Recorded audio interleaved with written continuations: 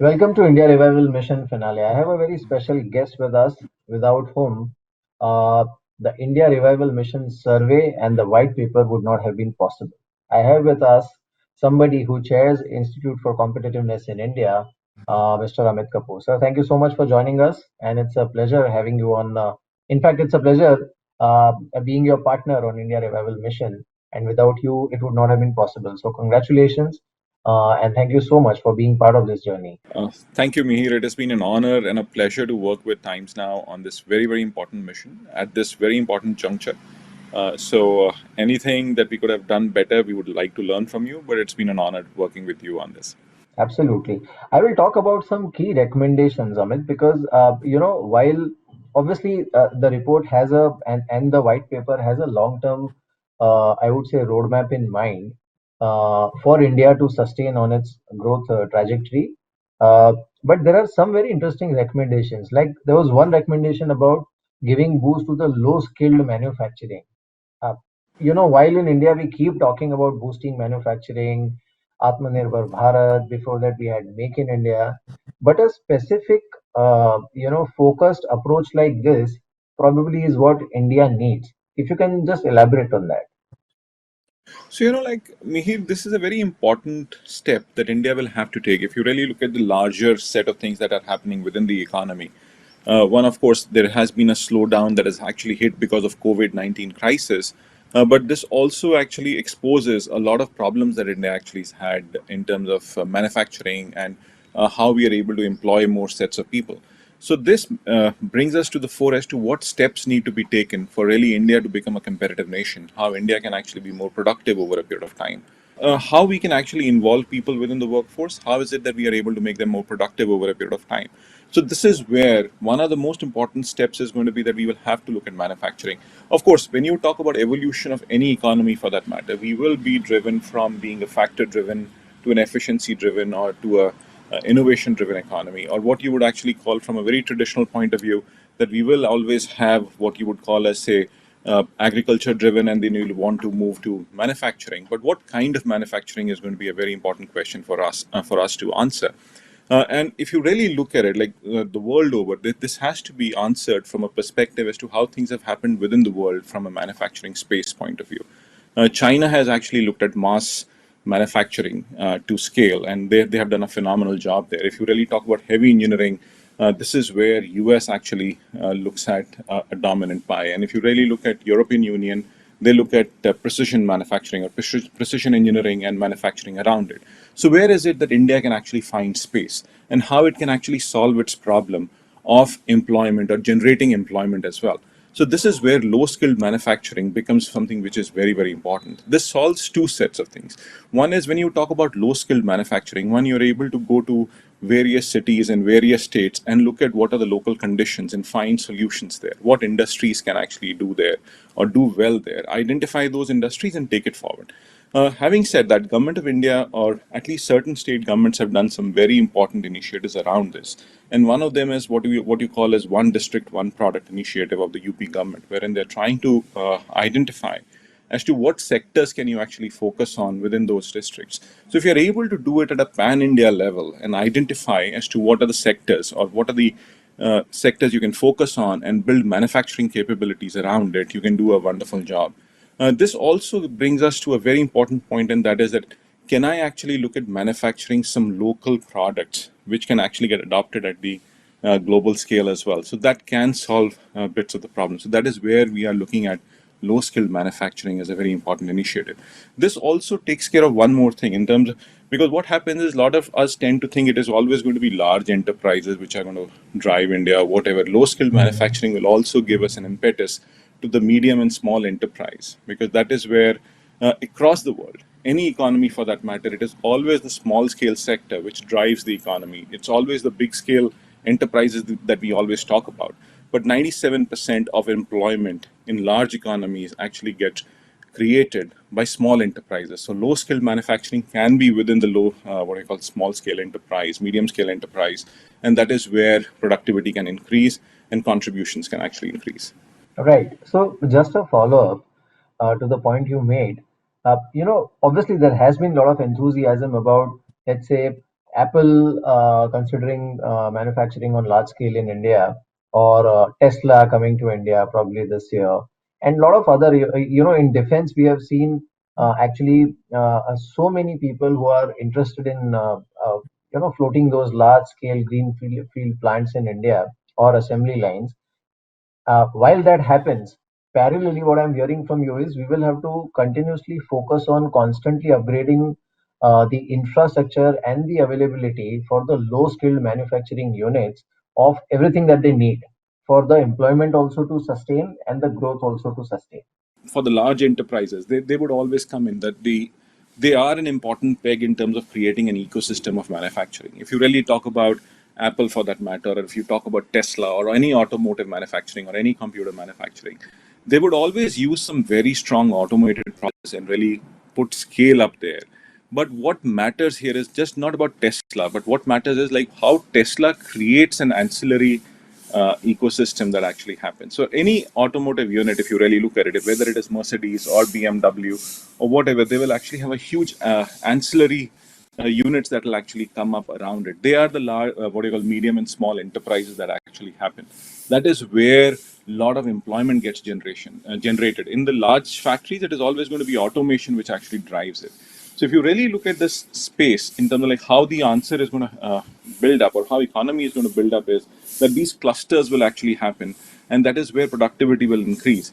But having said that, the important peg here is that if you really look at uh, the kind of challenges that enterprises face in India, it is more from a regulatory point of view or the Hmm. transportation point of view. So there are a couple of things which I feel if we are able to improve those, and government is effectively taking a lot of steps. Like a lot of enterprises, if you really look at it, feel that there is a lot of burden in terms of compliances. So, or the cost of doing business could actually be very high. So, how do we reduce that cost of doing business? One of the simple things of cost of doing business is a lot of people will always say, oh, it is regulation which is cost of doing business. No, it is about infrastructure, it is about movement of goods. Eventually, to really make any business successful or anything successful, it is all about movement of people, goods, and capital and data in the present context. So if I'm able to move those things in a very effective way, that means yes, I am actually going to be productive. So that is what we really need to focus on. And in that case, infrastructure becomes a very critical piece. Even today, for that matter, movement of goods is so slow in India because the cost of movement of goods from, say, Bihar to one of the closest ports can actually be very, very high. So, how do we build that infrastructure and get those things right? How do we actually create infrastructure for, say, electricity has improved so significantly in the past few years, but now the question is going to be quality of electricity if I'm able to take it forward.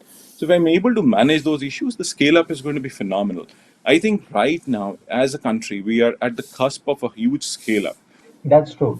Also, I think interestingly, some part of what is recommended in the white paper, I think is partially government has already started taking step in that direction, probably by focusing more on healthcare infra, by focusing more on education sector. We have already seen the rollout of new education policy, while it is still to be adopted, but at least it's there.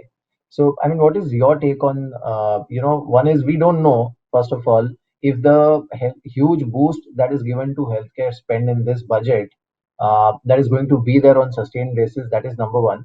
And number two is there was a very sharp point in white paper about the education, that how the education sector needs a very focused approach for India to sustain its growth trajectory. Due to our federal structure, typically what happens is there is always a clash of ideologies and boards, and so there is no technically there is no one national common policy on education which is followed by all states. So, like it's again a very important question in terms of on education on a healthcare. I think fundamentally what has happened is that we have always looked at education and healthcare as social issues. We have to start looking at these as economic issues and very deeply as economic issues, because the repercussions that we actually have of a failed healthcare system can be very, very huge. If you really look at it, like today, India's success on COVID actually rides on how we were able to manage our healthcare system. And within that space, like I think full marks to the government, and there is a lot of praise that is actually happening in terms of like how India really got its act together in terms of either you talk about testing to really roll out of vaccine It has just been a phenomenal job. But then it has huge economic implications. So we should stop looking at what I call healthcare just as a what I call as a social spend. We should start looking at it as an economic spend as well. That there is going to be a huge uptick for that. If you really look at something like say education as well, education, there are two ways in which economic strategy can be looked at. One is that of course there is this short term idea and there is this long term view. A lot of times what could actually happen is that we might say, oh, education is something which is going to give me a long term impact or whatever. So that is why it has got relegated into something which we have not really seen as a subject of great importance, or that focus should actually be there, because education is going to give me benefits over a large period of time. Somebody who goes to school today will come into the workforce about 20 years from now. But the investment that happens in education has huge implications. In fact, I've recently done a study wherein we were seeing as to what is the impact of education on economic outcomes for a person. So if you really look at that number, it is something very interesting, and that is that for every additional year of education, your income increases by 7%. So that means the Hmm. multiplier of education is exceptional. So if I'm able to educate a person, say, presuming that a person is getting educated for 10 years, say that he's able to go to the university, he graduates, he does a post graduation, look at the multiplier that you're actually talking about in terms of his income levels. Right. And if he's able to see that multiplier, there is a huge economic multiplier over a period of time. So his what I call the outcome for a person is immense. So we have to look at education per se and look at it as a long-term strategy and investments as per se. I think when you talk about new education policy, there is a huge step in that direction, and wherein you're trying to do away with a lot of what I call hub and spokes that were actually happening, or whatever, in terms of many different directions that we were going into. If you are able to create that unique directional, a huge focus on what needs to happen, this would give us a huge impetus as we actually move forward. The only problem with these kind of things is that they are something which are not going to give you results right now. These are investments which are going to bear fruit in 5 years or 7 years. In fact, but politics can actually be very interesting, wherein everybody can criticize without waiting for the outcomes to actually happen with a great stuff or a great idea in mind. So we have to wait, but I think there is going to be a huge positive that can actually happen on this. Right.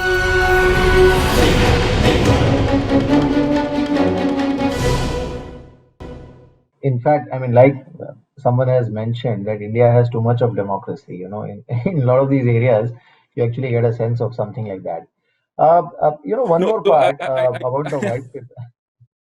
Yeah, go ahead, go I ahead. You don't were saying think India. something. I think if you're quoting that, I must say that it was not that India has too much democracy. I think we need that. I think India needs democracy. India's resilience is democracy. It's ideas that get discussed, and it is exceedingly important. I think a lot of times, if a lot of people can just go out and say that things are not happening, but it is the institutions of democracy in India which have actually kept this country where it is and in a very positive light. So all institutions work.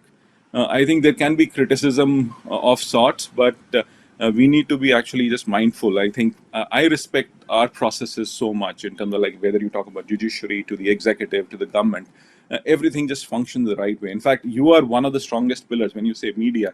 Are we saying that it is too Yeah. much, or but I think media does its No, job not and at it is all. very Not, that's important. why I didn't quote the person. Not at all. But coming back to the white paper, now what happens next? Because obviously it has a set of recommendations. Like the finance minister also mentioned that they are going to take it very seriously. They'll take it forward, and they'll consider minutely what all can be implemented. Now, if we look at different case studies in this part of the world or geography, uh, there are some success stories which are already there. Like the report itself mentions about the low skilled manufacturing and how it has transformed the whole manufacturing sector in China, or let's say Vietnam, or even Bangladesh for that matter, in certain sectors. So what are the key takeaways from these success stories for India which can be quickly effectively adopted and rolled out or implemented? I think like some of the clear things that India can do is like one is identification of sectors. There are two or three sectors which become very quickly we can actually go there and start manufacturing. Say apparels for that matter. Like the Bangladesh story is actually an apparel story. In terms of like how they were able to look at low skilled manufacturing, but they were able to scale up. So the idea is that can we scale up and scale up very quickly. So we have to move into that direction. So there are those possibilities for India. In fact, there are so many things that happen in India. In fact, the local products. In fact, if you talk about handicrafts per se, I'm a very big what I call believer that Indian handicrafts can actually be so well adopted across the world. But those skilled Hmm. uh, usage of skills, that is also about manufacturing, and you can take it there. Apparels actually being other one. If you talk about say precision engineering of certain sorts, that is something that can actually happen, and you can start creating products around it. So that is what we need to focus on. And if we really look at it, if I'm able to exploit that, I'm able to extract better value for my products as well.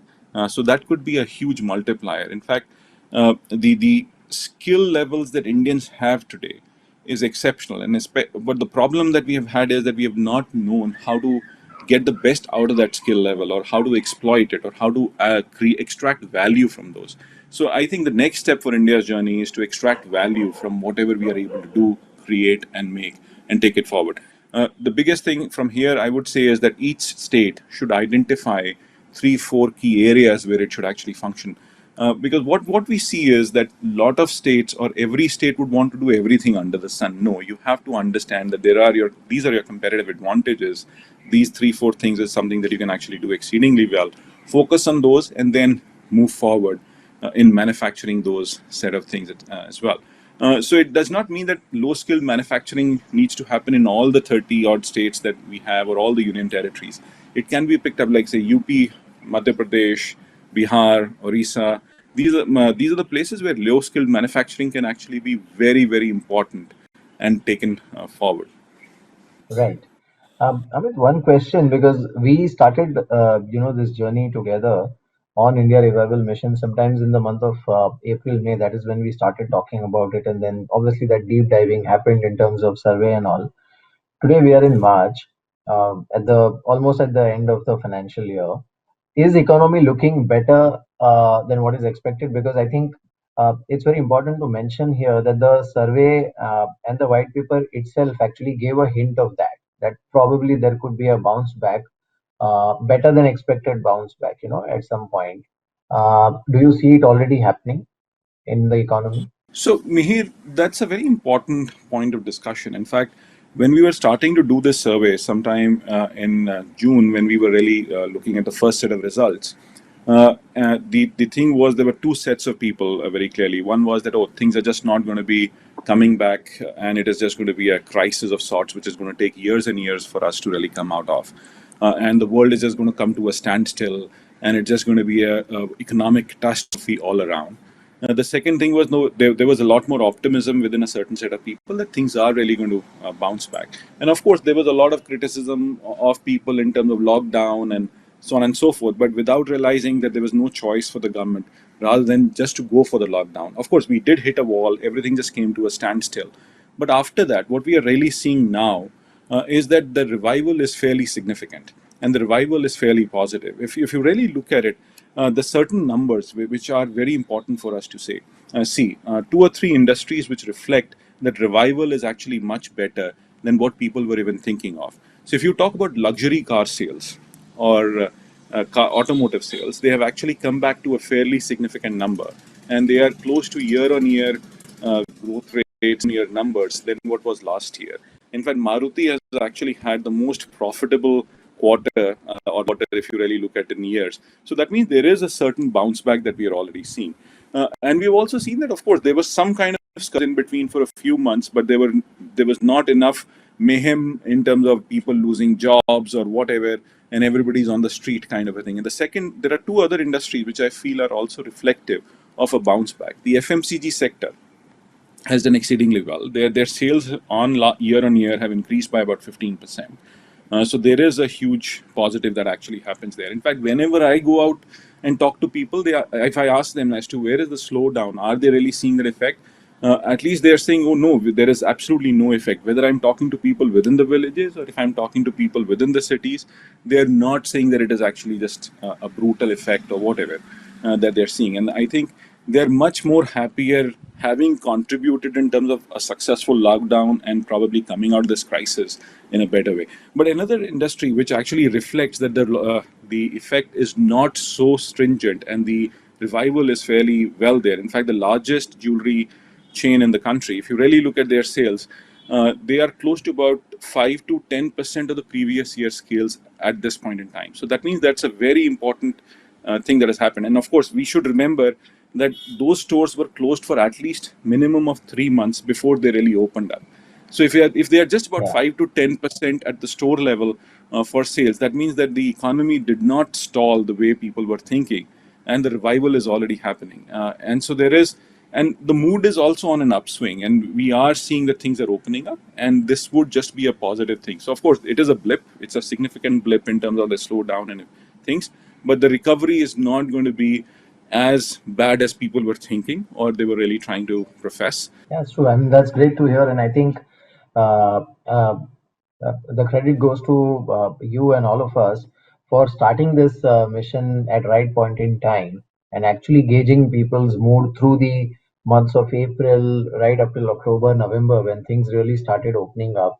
So I think, I mean, let's hope that India actually recovers firmly. And like most of the predictions are saying, we end up becoming the fastest growing economy for next couple of years.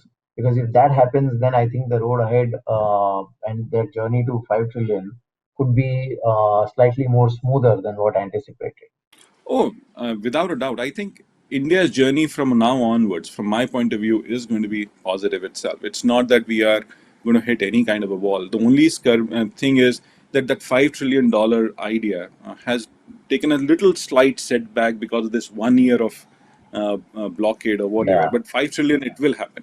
The question is just going to be that you might miss the target by about 12 months, but you need to remember that what we saw in the past year was the first closure of economies across the world after the Great Depression, or just around the period of the Great Depression. So what you saw at the Spanish flu, the two world wars, that was the worst period the world saw, and this was very close to that in terms of economic impact. yeah, So what we are seeing is going to be huge revival. But we must not forget, like what you saw after Spanish flu was what you called as a roaring 20s.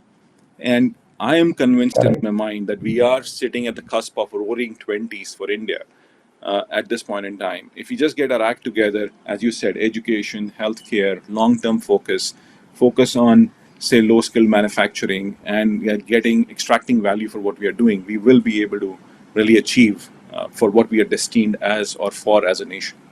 Right. I mean, thank you so much for joining us on this discussion, and we look forward to much more collaborative work of similar nature. Thank you so much.